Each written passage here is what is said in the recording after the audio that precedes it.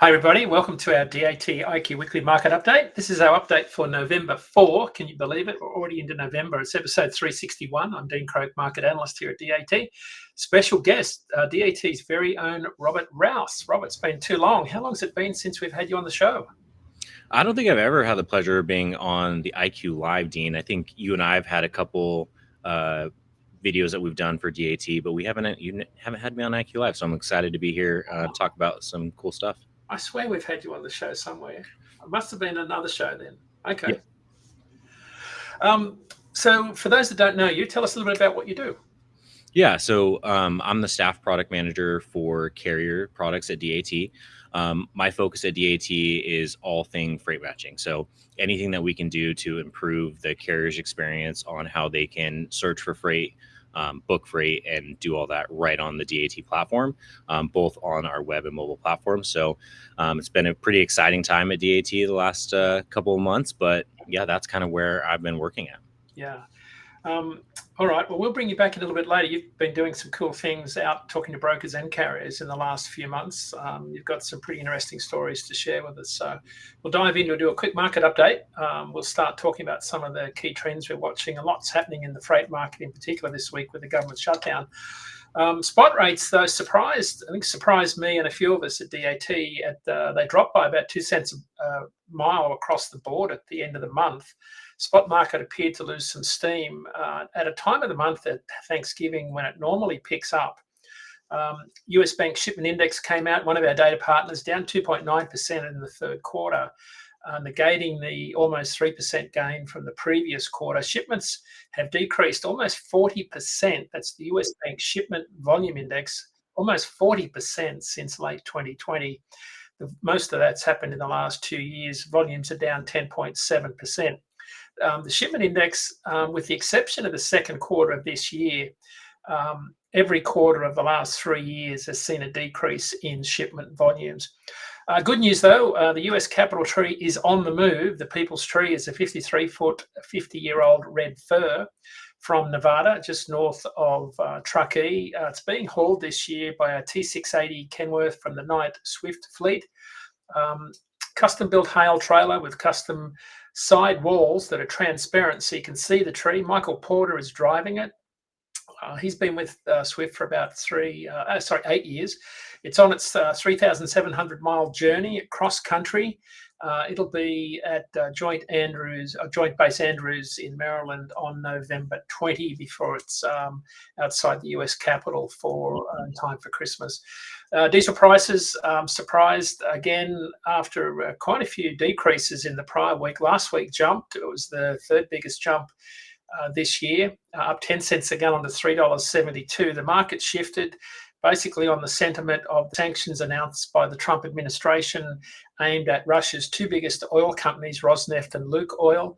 For context, the 10-cent rise in diesel last week equates to about a 1 cent per mile increase in owner-operator operating costs. And as we go to air, there's a distinct possibility that the government update is having an immediate impact, and the resulting suspension of SNAP benefits is already having an impact, particularly in the produce market.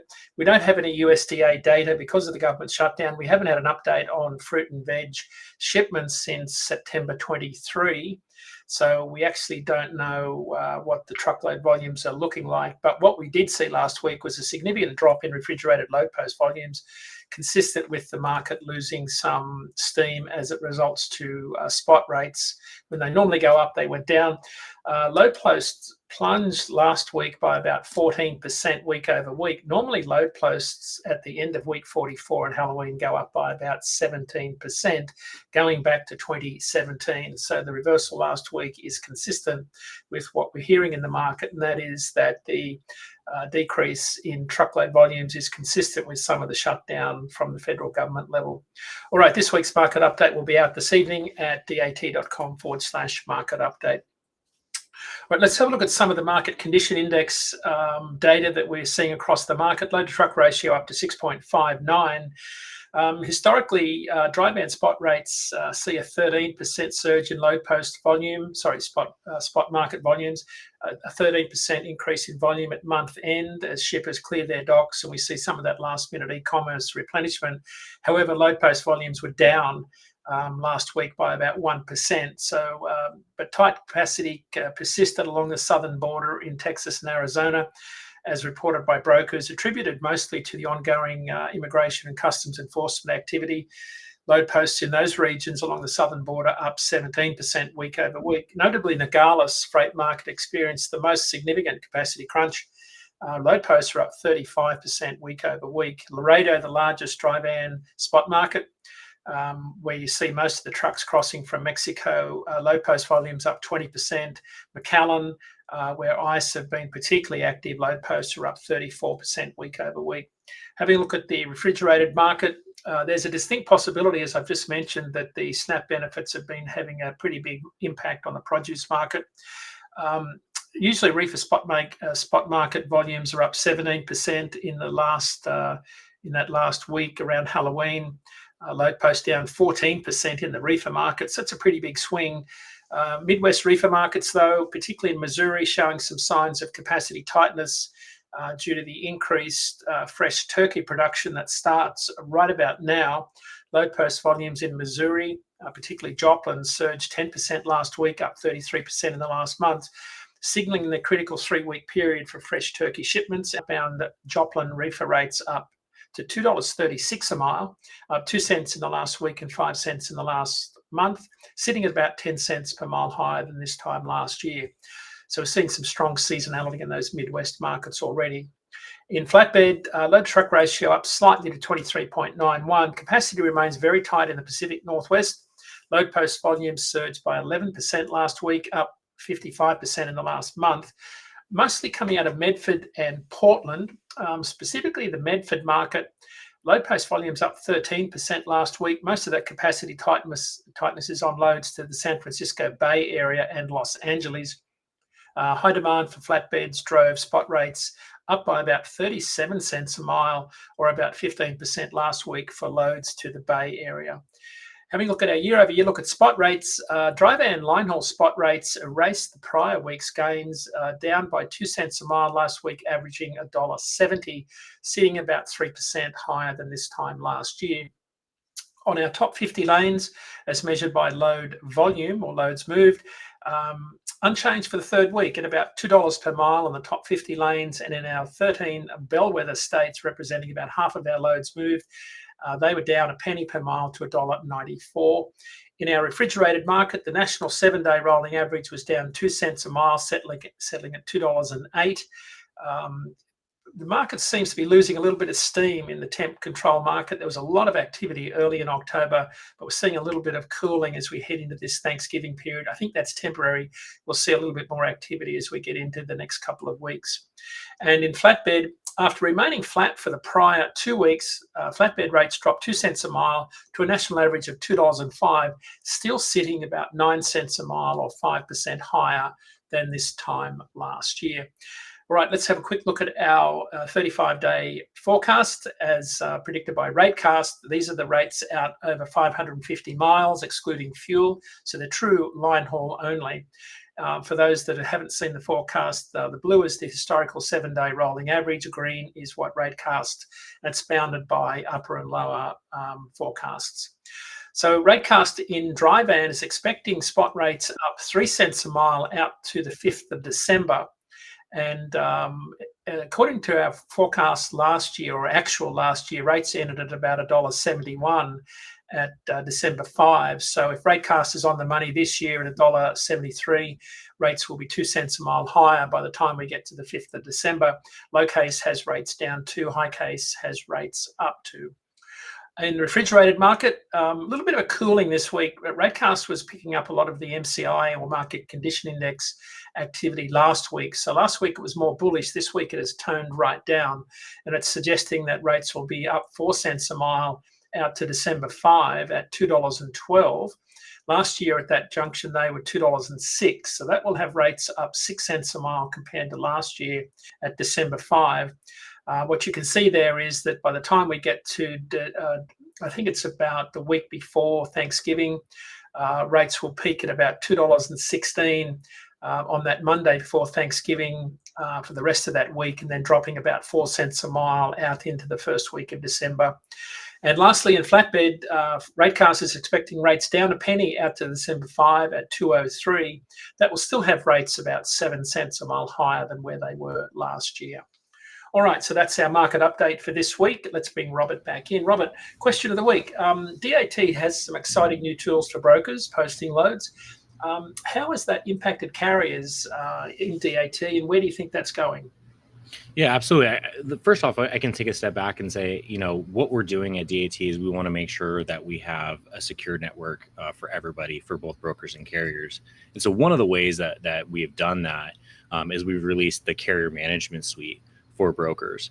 And so what that's allowed brokers to do is be able to post their loads with all of the requirements that they were already had when a carrier would call the broker. So what we've heard for years from carriers is, hey, I have to make 40, 50 calls to brokers just to find out, like, hey, you're not, we can't run you on this lane. You don't meet the requirements for this. You're under 6 months. We can't haul you on this load. So all of those things, just caused a lot of inefficiency in the load board market. And so one of the things that we do now is that carrier brokers are able to post exactly what requirements that they need from the carrier. So they can post age of authority, safety rating, and insurance and ELD tracking requirements. And so when they do that, the carrier, when they're looking for the loads, they can quickly sift out any loads that they don't meet those requirements, or that the broker is going to ask them. That's usually the first question that the carrier is going to get. What's your MC? Right. And after that, the broker's can go, yep, sorry, no, or yes. And so this is just before you even make the phone call, this is letting you know, hey, for these reasons, this is exactly what it is. And I think the thing that at DAT that we are very big proponents of is we're taking a slightly different approach to it and making sure that there's transparency on both sides. So from a carrier's perspective, when you're looking through all of the loads, we're not just going to say, hey, you can't, you don't meet these requirements, and not tell you what those requirements are. We specifically in the load will tell you can still see the load, but you will see, like, hey, your MC is age of authority is not where it needs to be. And so that way you kind of get to understanding of how many loads you would get as your age of authority grows. So that way you can start to understand how your business will change. And so that's the biggest thing that's different about what DAT is doing with this tool, is we're making sure that carriers see exactly what they need to do to continue to improve their business.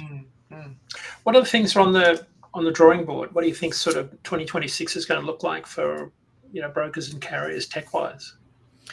Yeah, I think in the tech sector for the transportation industry, I mean, I've been at DAT for almost 12 years. And in that time frame, when I first started, DAT was the only real tech company that was doing a lot of really cool, new and innovative things.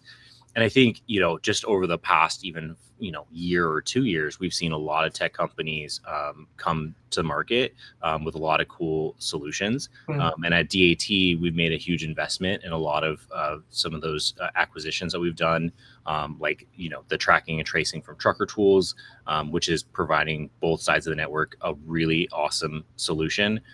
We've also invested in DAT Convoy, which is another really awesome tool. I've got to spend some time really digging into all the cool solutions that has. It's a completely closed loop, almost like a carrier agent specifically for brokers. That's a really cool tool. But there's a lot of other cool companies out there that are doing some pretty innovative things. We've seen a lot of companies talk about all the AI that they're investing in, how that's changing, how, the voice, when you're calling a brokerage, or even a lot of carriers are investing in it as well. When you're calling these companies, a lot of that is the first step is to talk to an automated AI agent that's having that conversation before you ever get to a person, which will be really cool as we go into 2026 and 2027. So when we were in Mid America Truck Show, right, one of the booths that was near us was talking about AI agents. And one of the things that caught all of us by surprise was the number of owner-operators that were very interested in AI technology. How has that progressed, and did that stick? Like, was that genuine? I think it's stuck for a few. I think there's still some carriers out there that have been doing this for years and years, that are still very question the new AI technology that are out there. Right. But I think as people start to, it's with anything, there's a trust level in technology, Right. right? You have to trust that your data, that your information is not going to be used in a bad way. Right. And that's the biggest thing that powers all AI programs, and what most people don't think about when they talk about AI. How AI works is you have to have a ton of really good, clean data in order to have a really good AI program. So what that means is that any of these AI companies are going to be taking in as much data about you and about your conversations, your voice, all of that. And it's going to be using that information to then improve the AI over time. And so, as we've seen with any companies, is that could be used for the greater good, or could be used for, maybe not how a carrier would want their data to be used. And so in choosing partners that are going to be utilizing AI, you really want to make sure that you have a trusted partner. That's one thing at DAT that we've been really focused on, is making sure that, we have built the security methods, everything that we need to make sure that we have that trusted network to build all of our AI solutions on top of.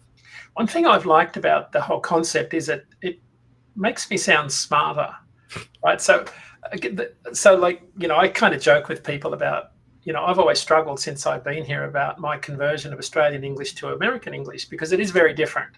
Right. And AI has helped me write better. Like, so my grammar, everything, just how I put sentences together. So AI has been revolutionary in terms of how I put together my written work. So I can imagine for a truck driver who's not a very good negotiator, AI has actually helped them ask the right questions. Because sometimes when you negotiate, you don't know how to ask the question in the right way. And I'd imagine that an agent, right, could actually help negotiate better. Is that how you see it helping an owner operator? Like, is that what it's designed to do? Not necessarily today. I mean, it is to a certain extent, but even any AI negotiation, it's basically pretty straightforward as to, I have a maximum that I can go to and a minimum that I can go to my negotiation rate. And then I can ask a human if I can go outside of those bounds, right? And so that's typically what an AI negotiating agent has done. And when you talk about AI voice, that's still fairly new. It's been around for a few years, but in these negotiation periods and being able to converse with people, that's still in, learning how it can better negotiate. I think it'll get better over time. Where I think it's helped carriers, large carriers to all the way to small carriers, has been providing the data that is needed to make those negotiations better. And what do I mean by that? Is a lot of times you can get just completely blind by the amount of data that's on your screen. So if you go, if you're looking at all the different, like, what's the rate, what's, is there a lot of volume in this lane? All of that data is really hard to take in and process it quickly to make a really quick decision. And that's where AI is really good, right? So AI is really, doesn't care about any emotions. It doesn't care about anything. It just is looking at the data and making a decision on, is this a better than anything else that it sees? So it can scroll through thousands and thousands of rows of data and go, oh, here's how this specific load translates comparative to everything else in your list. And so it can do that very, very easily within seconds. And that's providing a lot of carriers the ability to make a quicker decision versus in the past, you might want to look at 200 or 300 loads just to get a good feeling of where the market is before you jump and commit to one of the top loads, right? Well, with AI, you can scan through the entire list in seconds and go, oh, this is, easily, this is why this one, even though it might not be a perfect load in your mind, this is why this one is a great load. Mm. So it can do that at speeds that a human can't, but then it provides the data that allows a human to make a really good decision much faster than they Yeah. ever had. Maybe I'm giving it too much credit, but being able to understand the nuance. I think Right. the thing is, Dean, is that when you go through the entirety of human history, right? You go through the time periods where we had the Industrial Revolution, and how long that took. That was over the course of years that Mm. happened. Mm. I think for AI, what we're seeing is we're really seeing a completely different world where things are changing almost by the week, right? Mm. AI is like, because it is you really getting access to so much data, Right. right? Right. It is changing so fast and moving at a speed that even me, that my whole job is to focus on technology and understand what's coming out. Mm. There's so much data and new technology that is coming out almost every minute Mhm. that it is even hard for me, and that's my whole focus, to keep up with. And Yeah. so that's it's I think over the next year or two, you're going to see it just keep rapidly innovating in a speed that it's going to be hard for us even to comprehend. Yep. But I think at the end, you're going to see a few companies start to really build out some really cool Mm. stuff, Mm. that would have taken decades for us to build in the past. We're Yep. going to be able to build it in months.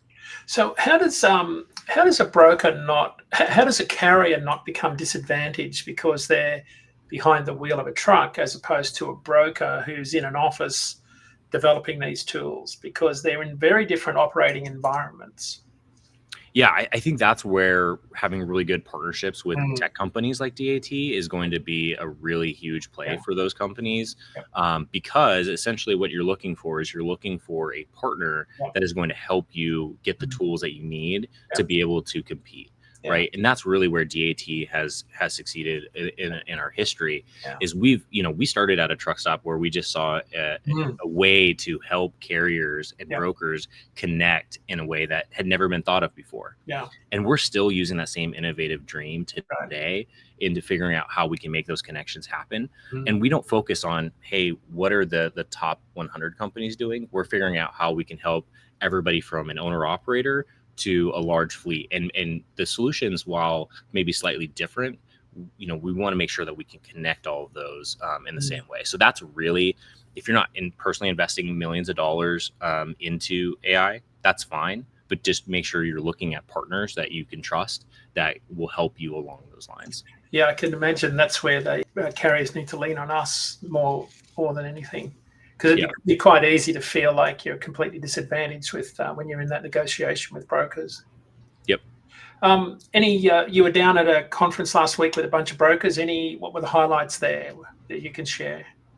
Yeah, I think the interesting thing that I saw was, and again, going back to the carrier management suite product that we built, pretty much every broker that was there was talking about how they're utilizing AI to be that front line of all their calls, which is interesting. So that what that means is any carrier that's calling a lot of these brokers, and they were medium sized to large, is basically getting that AI agent is basically taking your MC, understanding whether the data of that broker that they can haul you or not, and then they're ending the call right there. Right. And from a broker's perspective, they're seeing that it's improving efficiency as to the people that are actually getting to a human are able to book much faster, and it's much more efficient for them. But I think the interesting thing that I heard was a lot of the brokers saw this as a forcing function for them to repurpose some of those people to build better relationships with their carriers. Right. Now, that's not going to be the case for all brokers, but for the brokers that were there, I think they were highly invested in figuring out how they can build relationships with carriers in a more efficient way. That's what that whole conference was about, was about bringing brokers and carriers together. So it made sense that every broker really wanted to have and build those relationships with their carriers. And a lot of brokers that I talked to said, hey, we want to work with carriers more than just once, right? And that, because it's more efficient for everybody. If you're having to work with a new carrier every single day, that's a huge operations cost Mhm. for both parties. And so they're looking at ways that they can improve how many times that they work with a carrier, so that way they can drive Mm. more profitable business across Yeah. both sides, which is huge for the entire economy. So when capacity tightens and brokers have to start calling carriers as opposed to the other way around, how do carriers start to screen and use AI to vet brokers? Yeah, I think that's something that we will continue to look at doing, Imagine that. even at DAT. Yeah, I mean, the thing is like carriers also can utilize a lot of DAT tools for that Mm, today. We mm, don't have an AI tool specifically yet, but mm. there are a lot of great tools out there. Even on DAT, we have the DAT review system that allows you to see exactly how what to look for when working with a broker. It Right. synthesizes some information of like, do they pay attention? Mm. Is this going to be a problem in the negotiation? So carriers can really get an understanding, but there's a lot of new cool opportunities Yeah. that DAT may be looking at in the future. You want to bet that's going to be real. I think it's going to happen sooner than most people realize. Capacity is going to tighten. There's no question. I just don't know when, but industry doing its best effort to get rid of a lot of marginal capacity. I just challenge is demand is continuing to weaken. ISM data came out this morning, and it's continuing to show fairly weak results. So manufacturing's not helping us, despite our best efforts. It's to jettison all of this marginal capacity. So yeah, very Yeah, interesting. I, I Go on. yeah, I would just say the other interesting things I'll just touch on really quickly is we're almost seeing more of that capacity coming into the market. Mhm. So one of the interesting things that I met with a couple folks is, so DAT, yeah, for the longest time did not support Sprinter vans on our network. Yeah. We added that this year. And what we've seen is a lot of people actually taking advantage of posting Sprinter van freight on Right. the DAT network. Right. And when I was at the conference last week, I was like, it's a conference for brokers and carriers. It's mostly going to be dry van, reefer guys, a few flatbed folks there. But I actually found multiple companies. Like I found one company that has almost 2,300, 2,400 Sprinter vans. Uh-huh. Yeah. That their whole model is that they Yeah. hire people with a Sprinter van. Yeah. And the interesting thing that I was like, hey, that's not going away. Like there's actually quite a big yearning for Sprinter van and small LTL capacity. Yep. Now the I think the pricing is still being worked out as to how that works and helps. Yeah. But it's like all of that capacity, I think, is also adding to the oversupplied market, which was, if you go back Yeah. 5 years ago, Yeah. we didn't have that Right. capacity in the market. That only Correct. happened during COVID. Well, and I think I told you, but I was at a conference 4 weeks ago now where I was sitting next to a large insurance agent, and the lady said, "We're seeing a massive trend away from Class 8, where drivers are now buying record numbers of Sprinter vans, and to the point where we can't write enough of this stuff, but they are buying anything that is non-CDL, non-English language proficiency, non-domicile, any three-letter acronym you can lay. They're getting away from any of that, so they don't have to do any drug testing, no CDL, no license testing, nothing. But they're hauling freight." And I thought it was a very interesting point. So there's a lot of capacity out there that's moving part loads that's under the radar, essentially, when it comes to all of the data points that we look at. Of course, they wouldn't be on our load board because they're not necessarily DOT numbers or having MC numbers or hauling freight, but they could be hauling freight somehow within someone's broker network, I guess. I don't know how that would happen, but they're certainly moving freight, but I don't know how Yeah. they're doing it. Yeah, I mean, we have a number of Sprinter vans on our network, right, that have DOT numbers that actually, are, have legitimized themselves. Right. And even For though sure. they're exempt Right. and they don't have to do that, they are doing They some are. of those Yeah. things. So, Yeah. it's going to be exciting times. Yeah, that's a big growth market. So yeah, this is very interesting. Robert, thank you very much. How can someone get in contact with you if they wanted to ask you some more questions? Yeah, absolutely. You can reach out to me on LinkedIn, Robert Rouse on LinkedIn, and that's a great way to get in contact with me. Yep. You can also reach out robert.rouse@dat.com. Thank Even you. though I love having my email out there, want to hear from everybody. Yeah, all right, good. Okay, a couple of quick shout outs. I'm on with Jimmy Mack, 7 a.m. Central on Road Gang Radio. That's Radio Nemo this Thursday. You can catch us on iHeart, Facebook, and YouTube live. Chris Kaplis on Freight Vine Podcast is talking to John Motley from Lognet, talking about AI technologies, how to mitigate the current volatility of tariffs. Next week's show, Marcus Womack from our recent acquisition of Outgo is talking about factoring and cash flow management for carriers. Thanks, Robert, for being on the show. Make sure you set up alerts for our live shows. Subscribe to our channel. With that, another show is in the books. Thanks for watching. Be safe. Be nice to everybody. We'll see you back here again at 10 a.m. Eastern, 7 a.m. Pacific.